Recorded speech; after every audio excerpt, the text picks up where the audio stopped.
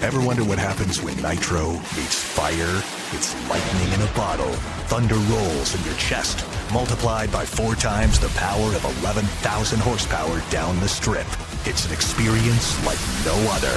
See for yourself April 11th through 13th at the 4-Wide NHRA Nationals at the Strip at Las Vegas Motor Speedway, where every ticket is a pit pass and kids under 12 and parking is free with general admission. The 4-Wide NHRA Nationals, April 11th through 13th. For the reason of representing their sponsors and their team like Don Perdome did. I mean, it doesn't get any bigger than having the snake call you and ask you to drive for him. For me, I built this model, it had his pictures on the wall, so that was a very surreal time for me. And so since that moment, I've always wanted to obviously expand the team, but I want to give somebody a chance because you don't see it very often where it's sort of reversed. Instead of somebody bringing money to get a ride in the elite classes, Top Fuel, Funny Car, and Pro Stock, it doesn't happen very often. And so the chance that I had great partners already with our team. We went back-to-back, won a world championship our first year's ownership, which doesn't happen very often. And kind of building off that, I wanted to at some point, if it became available, to add a car. And it goes back to a Facebook post, and I meant to ask Christina, or it could have been Grandma that posted it. There was a time at divisional races in Dallas, and we were racing somewhere across the country, and one of the Gordons posted from a Dallas race that was a divisional, I believe, that it was the first race that Maddie and Macy were working on the car. Maddie was building engines, I believe, and doing the clutch.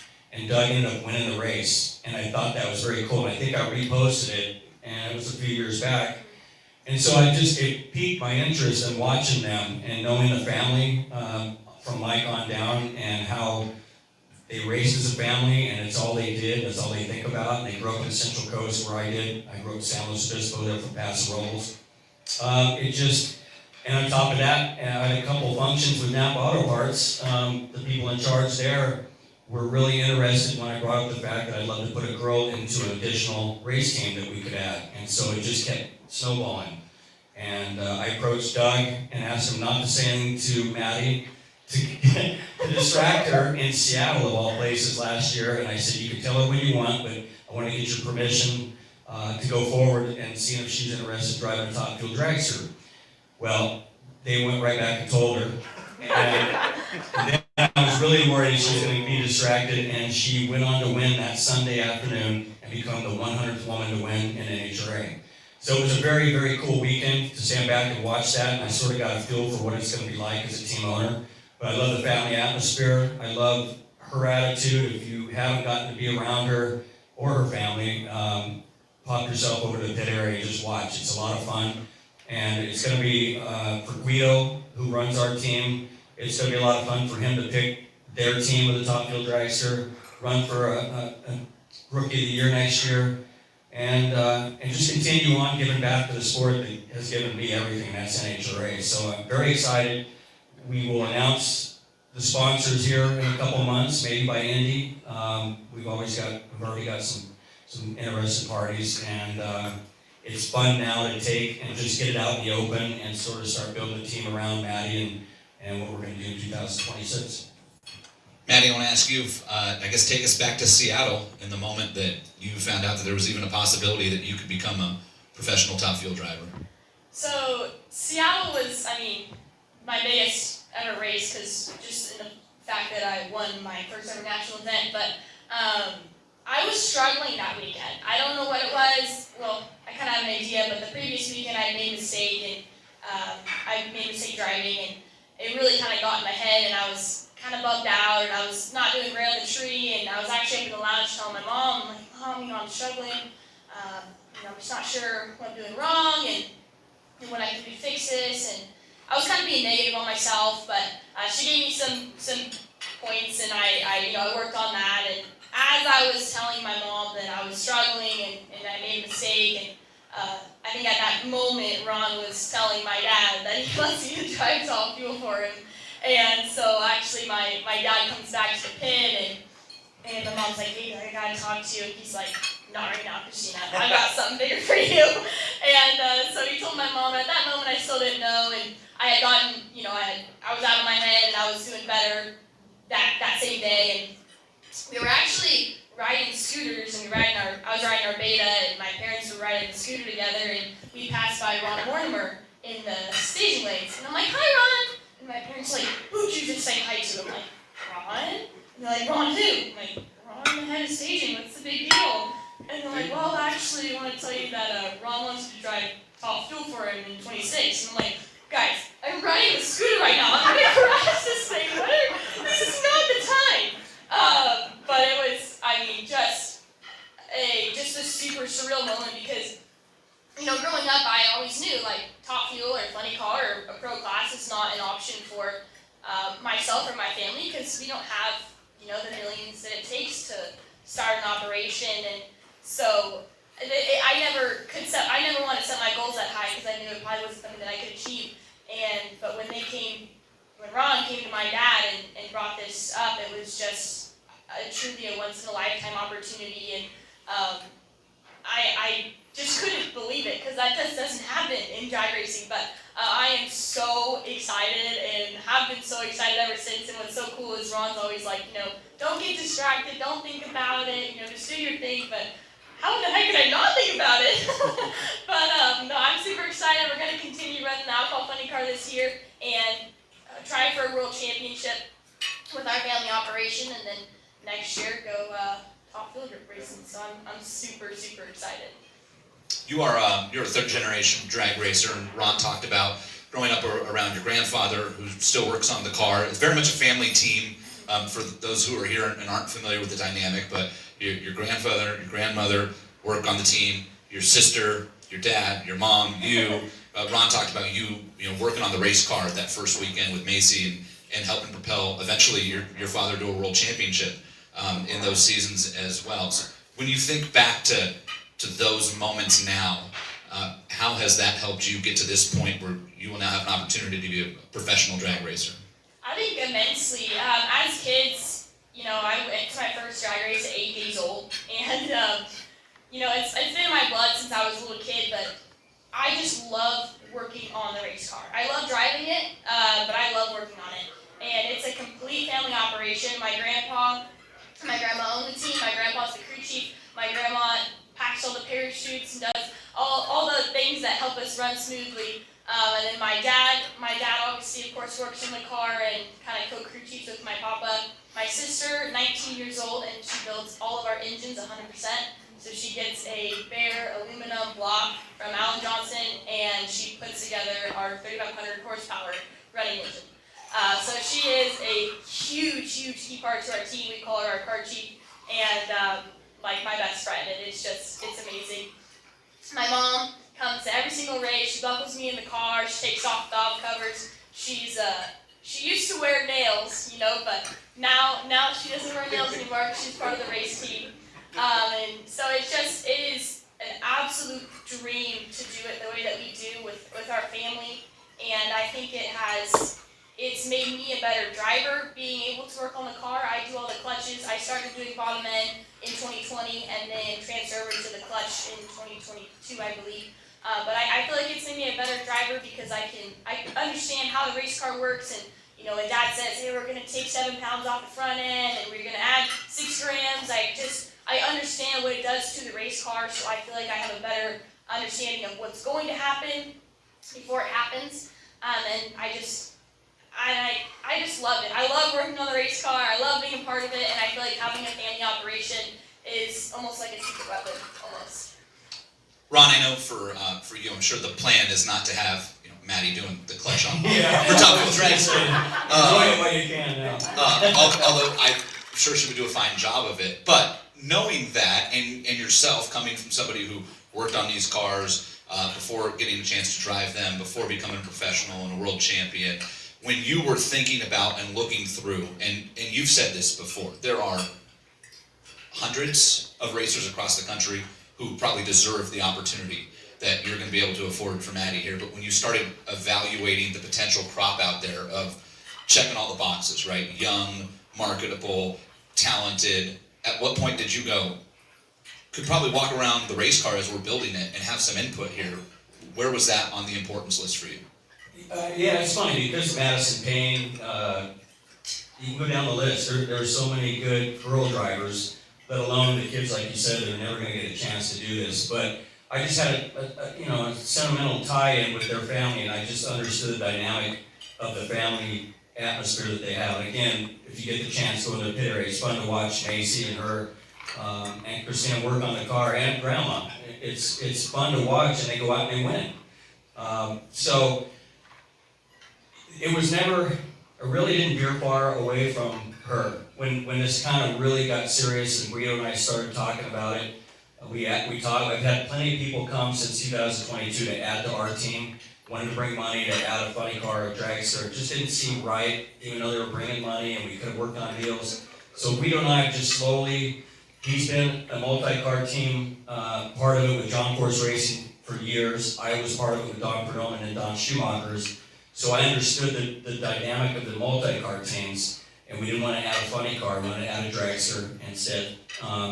But you look around, and I've got great people I'm around all the time that are women drivers, and not to knock any other sport, there's great women racers and other motorsports that do well, but we just have champions that win races. I've been around Alexis and Brittany and Ida, and it's just a lot of fun, and it's a great time right now.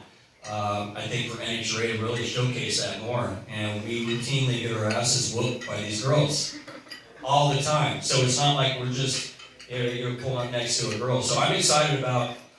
I don't know about mentorship. I'm excited about watching her grow and building around her, and just she brings a lot of exuberance and a lot of excitement and knowledge and eyes wide open type, which was me when Don Perdomo hired me. So I just see that she won't get to work on the car, unfortunately. You get to pack the shoe, maybe do the nitro and things like that some drivers get to do.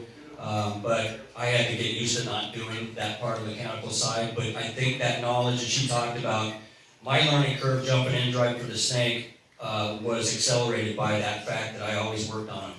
My first job driving for Roger Prim was because I took care of the car, and listen, these nitro cars, you can take anybody and put them in there, and they can be a hero and keep their foot on the gas, but that's not what makes a great driver in a top fuel funny car. It's when to know when to turn it off, because we've seen here lately, things happen very fast and very bad when they do, but a good driver can catch that, and that makes a better driver than a normal average nitro driver. So, and I know she'll have that feel, and it's gonna be fun to get a jump for now and build that up for next year. Why top fuel versus funny car? Guido didn't want to race ourselves. Again, he didn't. For a sponsor, it's probably easiest. We've got the cars, and we could have just hit the ground running. She drives a funny car already, so it wasn't anything I didn't think she could do. We're going to put her in the car and warm it up tomorrow with some media there in our pit area, so she's going to actually get to sit and watch 13,000 horsepower in front of her feet, which is going to be mind-boggling for the first time. I got into Don Perdone's funny car my first time, and I asked him to shut it off, and I had to get back out because it was like, oh my God. So I think it was Guido's call. We have a great dynamic, Guido and I, and I think I'm going to rely on him to help build that team. And the great thing about Guido also is he was Ashley Force's first crew chief. He was Brittany's first crew chief, actually. So I think that is going to really work well in this atmosphere of her as a new driver, and just he's already been through that.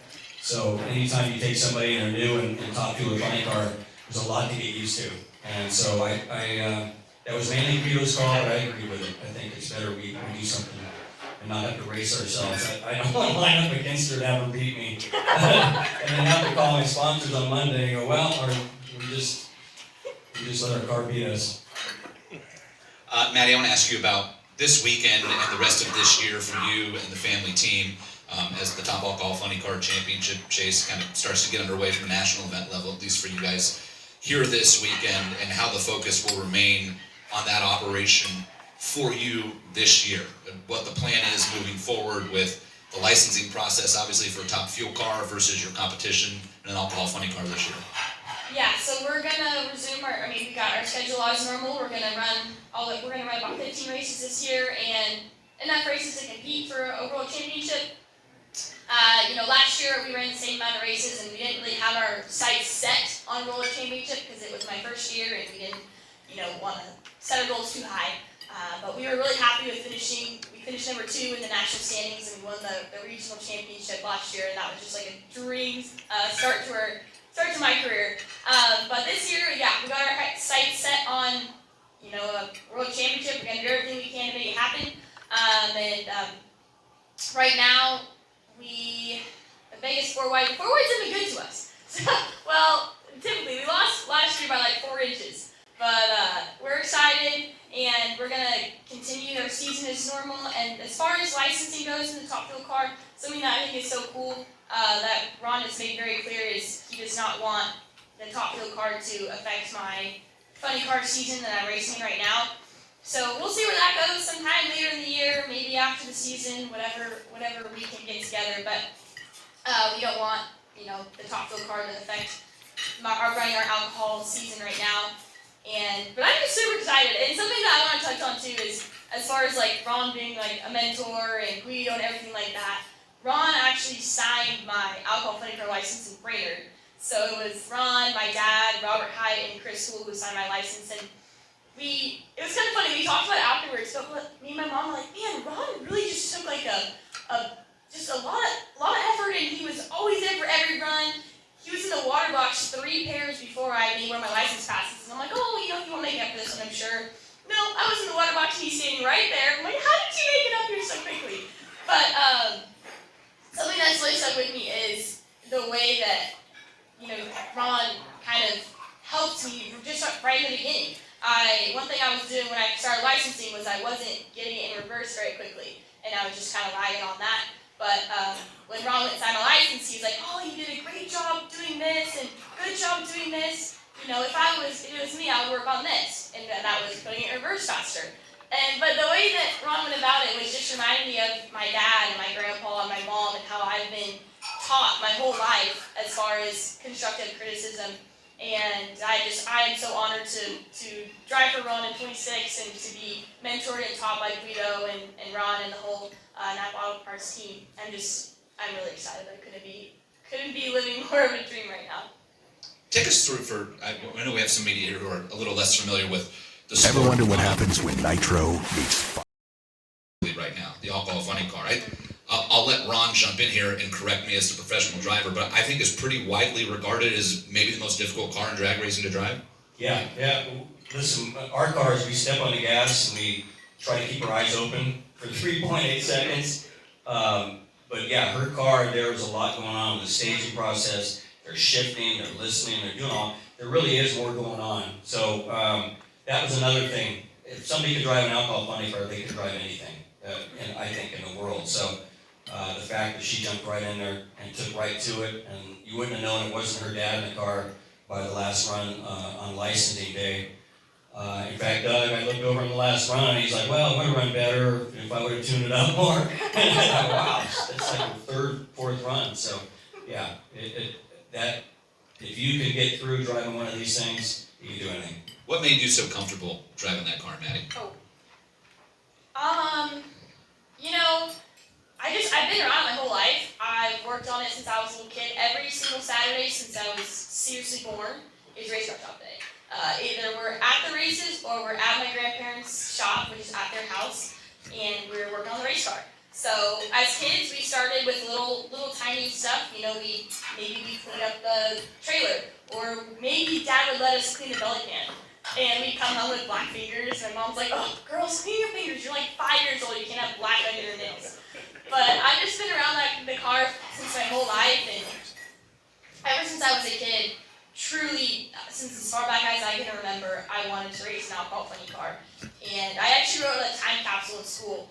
It was like one of those things you write at the beginning of school, and then you get it at the end of the year. And I think I was 12. And I didn't know what I wanted to do for a job. The only thing I knew was I dreamed of driving an alcohol funny car. And something I think that helped me in particular was being able to work on the race car, understanding the mechanics of the car.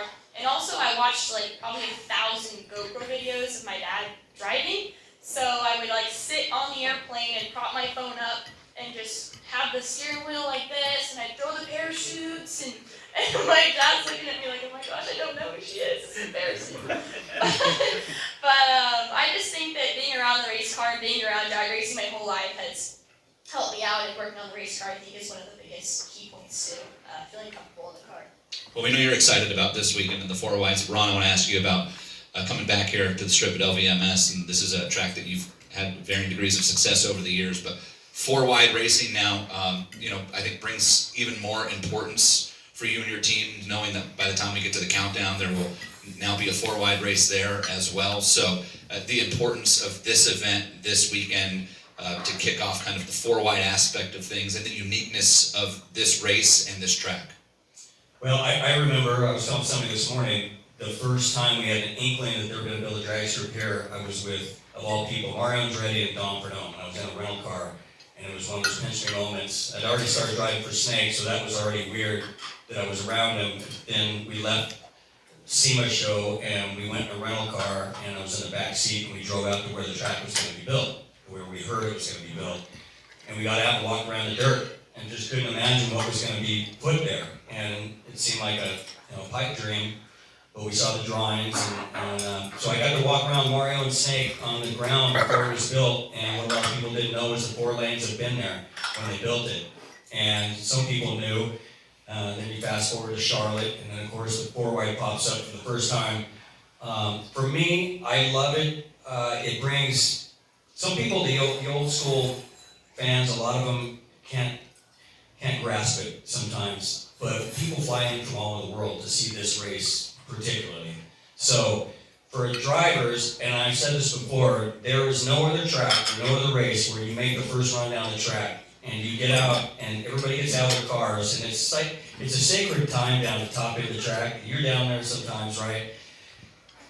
You never see a Wilkerson and Force and Cruz or whoever getting out and everybody is smiling ear to ear when you first get out of your car because it's the first run of the 4 wides, and I've never seen that. And we see it every time on Friday afternoon, the very first run. And by the end of the weekend, everybody's got serious about it, but it is so difficult when you're having to rely on 3 other opponents rather than 1. First of all, the staging process and the run, and then fast forward to Sunday, you cannot normally, when a car next to you, and your car might shake the tires and that car's out in front of you, or you're just running good, you see the nose, you can't lift when you normally would, because you don't know what's going on in the other 2 lanes, and 2 cars transfer. So it's a very surreal moment on Sundays to be losing to the car next to you and not know if you're actually in second place and they're going to advance to the next round to try and win the race. And so it brings a lot of excitement. It brings a lot of, we won here as our first win of Ron Capps Motorsports was here at the 4 wide, and you just feel like we won here almost like you won a championship. As a driver, you're so focused, you're wore out, the crew is wore out, and the crew chief has had to battle these 4 lanes and who's going to have what lane, a last minute lane choice, and you don't know what's going on. And it's just, it brings a lot of adversity. And so I think when you do well, you feel like you've really done a lot.